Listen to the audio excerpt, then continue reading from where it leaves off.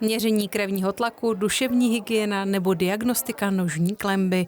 Vedle recepce táborské nemocnice se konal oblíbený Den zdraví. My jsme připravili pro naše návštěvníky, ale pro širokou veřejnost vlastně takový preventivní program, kdy si tady můžou obejít různý stanoviště a pověnovat se chviličku svýmu zdraví, jak fyzickému, tak zdraví duševnímu.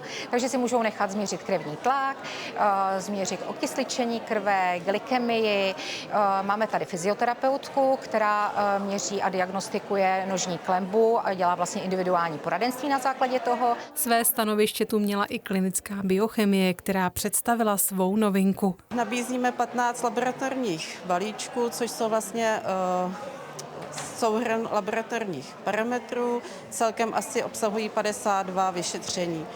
Jsou buď určené pro zjištění celkového zdraví, nebo jsou zaměřené na funkci jednotlivých orgánů, anebo i slouží k odhalení rizika onemocnění například cukrovkou nebo anémií.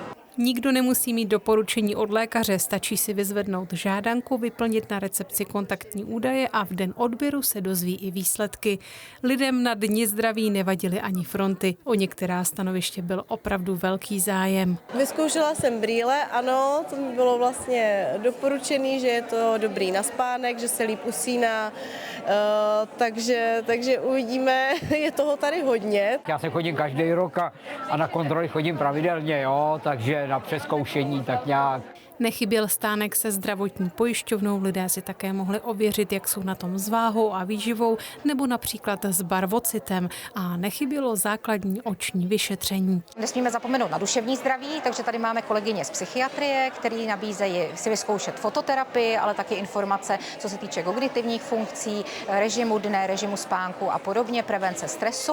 Pokud jste nestihli Den zdraví, najdete veškeré informace na webových stránkách jednotlivých oddělení táborské nemocnice. Eliška Piskačová, Jihočeská televize.